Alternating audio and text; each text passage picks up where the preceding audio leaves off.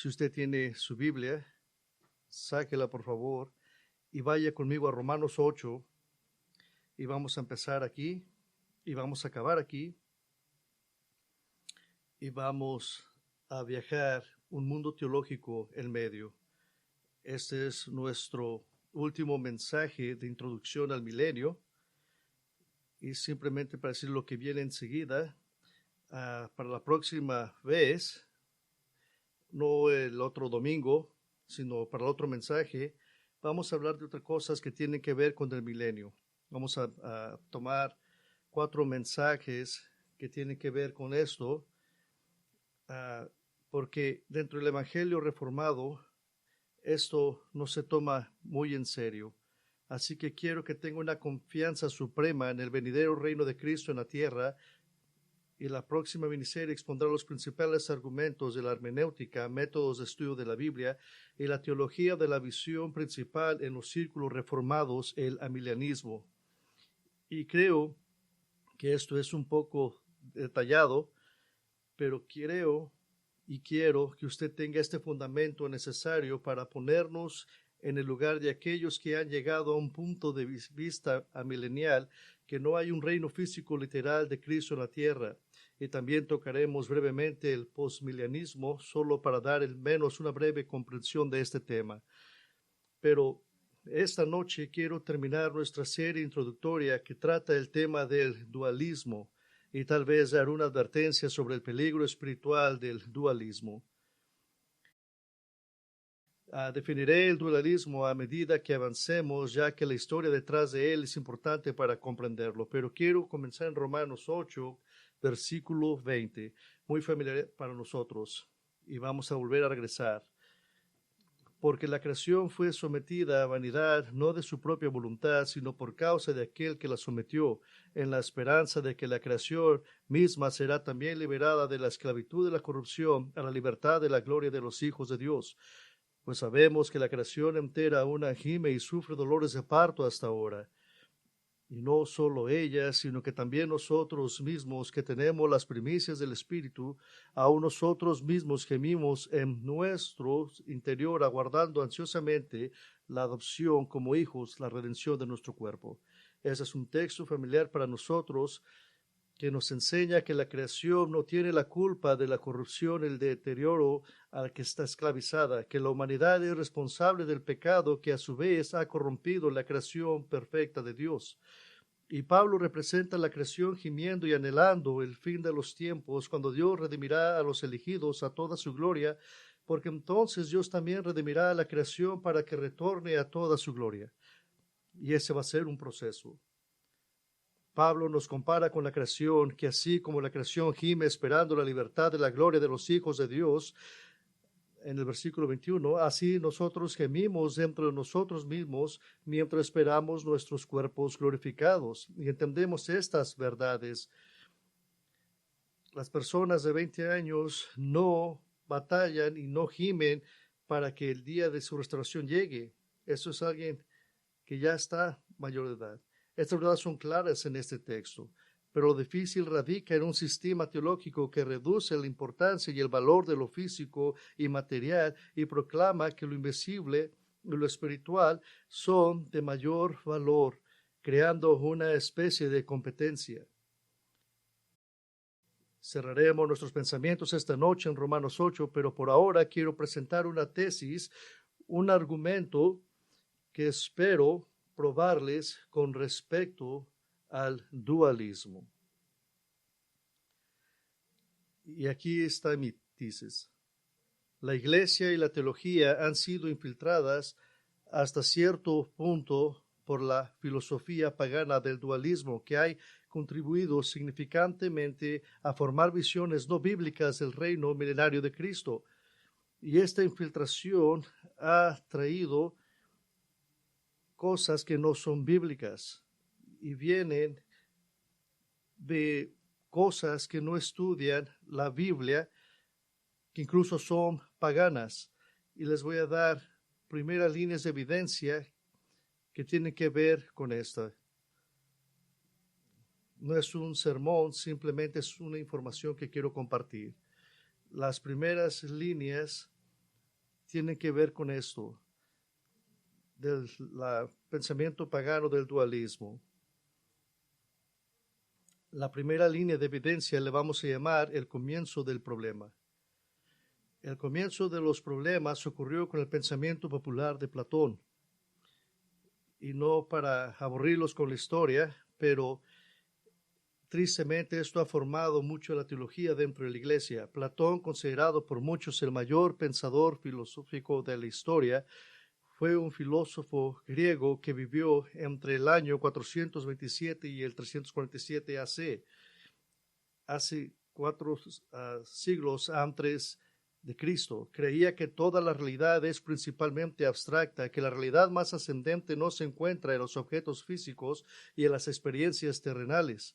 En cambio, la realidad más trascendente se encuentra en formas o ideas que superan y se elevan por encima del mundo de lo físico, lo que podemos ver, oír, saborear, tocar o oler, y que es menos. Y para Platón lo físico era una responsabilidad, no un regalo, un beneficio, era una maldición. Al igual que Platón, Sócrates enseñó que el cuerpo no era más que una prisión para el alma. Sócrates deseaba profundamente que la muerte se liberara de su cuerpo y sostenía que este era el objetivo final de la existencia, liberarse del cuerpo físico. Esta idea se conoció como platonismo y condujo al siguiente paso lógico en el pensamiento, que la materia, o sea, las cosas, son de un nivel y grado inferior a lo espiritual o lo invisible. En otras palabras, Platón estableció una competencia entre lo que puedes ver y percibir y lo que no puedes ver, que lo conceptual es superior a lo físico. Esto es lo que significa el término dualismo, que hay una tensión entre lo material y lo espiritual debe ser superior. O para que sea más fácil de recordar, lo físico está en un dual con lo espiritual, por así decirlo. Y si esto le suena familiar y tal vez incluso le suene razonable, es porque el platonismo se abrió paso hace mucho tiempo en la iglesia y en el pensamiento cristiano. Una de las mutaciones religiosas del platonismo llegó a conocerse como gnosticismo, y el gnosticismo aplastó a la iglesia durante los siglos II y III, pero ya se veía en forma infantil incluso a fines del siglo I, porque el platonismo ya estaba arraigado en la sociedad durante varios cientos de años antes de Cristo. Y al igual que el platonismo, el gnosticismo enseñaba una realidad dual, lo del espíritu e invencible y la de lo físico y visible, y que la verdadera espiritualidad fue alcanzada por un conocimiento superior, algo que era invisible, que no se miraba, y era lo que nos teníamos que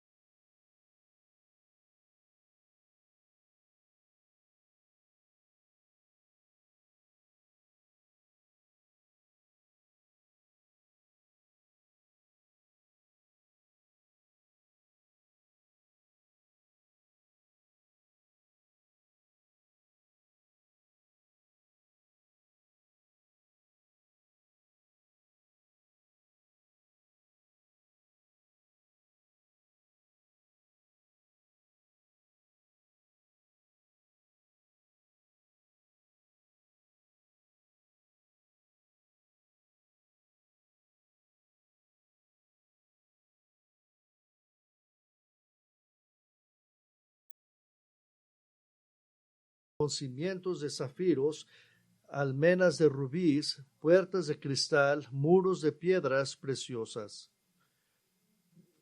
Va a haber tantas cosas materiales preciosas que lo van a usar para cosas de construcción. Y Isaías 60 describe los regalos que serán traídos a Jerusalén, incluyendo oro, plata y más cosas preciosas. Pero también, ¿qué tal del árbol de la vida? En Génesis 2:9 nos recuerda eso, y también Ezequiel 47:12 dice que junto al río, a su orilla, a un lado y al otro, crecerá toda clase de árboles para comer, y sus hojas no se marchitarán, ni su fruto faltará. Cada mes darán su luz para sus aguas, brota el santuario, y su fruto será para comer, y sus hojas para curar. Ahora, ¿qué tal de la nueva Jerusalén en la nueva tierra? En Revelaciones 22:2, en medio de su calle, a ambos lados del río, estaba el árbol de la vida, que daba 12 clases de fruto, dando su fruto cada mes, y las hojas del árbol eran para la sanidad de las naciones. ¿Cuáles son los árboles que se describen en Ezequiel? Son estos árboles que hemos mirado aquí. Entonces, he probado que es totalmente inconsistente negar un reino intermedio, glorioso, físico, literal de Cristo en toda la tierra, porque no solo el mundo muy real de Génesis 1:2 es paralelo a la muy real Revelaciones 21:22, final, nueva tierra que se mira en ese lado, pero también son en paralelo con los mismos elementos en el reino milenario de Cristo, elementos gloriosos, materiales, físicos, reales, que Dios nos regalará una vez más, y en una forma más glorificada. Ahora podemos regresar una vez más a Romanos 8:20. Y ahora usted puede entender esta parte de la Biblia. Porque la creación fue sometida a vanidad, no de su propia voluntad, sino por causa de aquel que la sometió, en la esperanza 21 de que la creación misma será también liberada de la esclavitud, de la corrupción, a la libertad, de la gloria de los hijos de Dios. Todos sabemos que la creación entrará a un gime y sufre dolores de parto hasta ahora, y no solo ella, sino que también nosotros mismos, que tenemos las primicias del Espíritu, aún nosotros mismos gemimos en nuestro interior, guardando ansiosamente la adopción como hijos, la redención de nuestro cuerpo. Dios está en el proceso de redimir la humanidad, y la creación está redimida con nosotros. No dualismo, sino el plan perfecto de Dios de un mundo físico y espiritual para disfrutar y servir al físico Jesucristo. No hay necesidad de separar lo físico y lo espiritual. Eso es pagano, eso no existe, va de la mano. Cada vez que lo físico está separado es cuando nos morimos. Y el punto de todo eso es de que Él va a traer todo eso junto. Así que, ¿qué es lo peligroso de todo esto? Es que cuando está manejando en un día aquí en Bakersfield y va hacia el sur, y usted va mirando todas esas montañas, el dualismo dice, oh, eso está bonito, pero en realidad eso no es importante. La teología sana dice, eso no solamente es bonito, sino que voy a disfrutar cosas más hermosas en el milenio con Cristo. ¿Qué es lo que le da más gloria a Dios? Es obviamente lo segundo. Tenga cuidado del dualismo, no es bíblico y no es bueno para sus almas. Toda la bendición que tenemos va a ser replicada en una forma grande, y eso es algo lo que tenemos que mirar en el futuro. Oremos. Señor, miramos y esperamos por el reinado de nuestro Señor Jesucristo. Esperamos verdaderamente donde el león se va a sentar con el cordero, donde un niño va a jugar con las serpientes, donde los redimidos de la historia van a reinar con usted, con Cristo. Qué día hermoso va a ser ese. Y mientras el mundo se vuelve a revelar una vez más de los descendientes de los que van a salir de la tribulación, Cristo va a mandar una vez más de derrotar a sus enemigos bajo sus pies. Y como Corintios 15 dice, entonces vendrá el fin y Cristo va a presentar un reino sin pecado. Hazte que su Padre como un regalo de amor. Gracias por esas cosas y que somos partes de esto a través de la cruz. Que nuestro futuro verdaderamente es glorioso y mientras tenemos dolores en este lado de la tierra, de este lado de la eternidad, aun cuando tenemos placeres a disfrutar, simplemente son cosas que nos recuerdan de la gloria venidera en su reino venidero. Y esperamos en esto y nos juntamos con el apóstol Juan cuando dijo, ven Señor. Y oramos estas cosas en nombre de Cristo. Amén.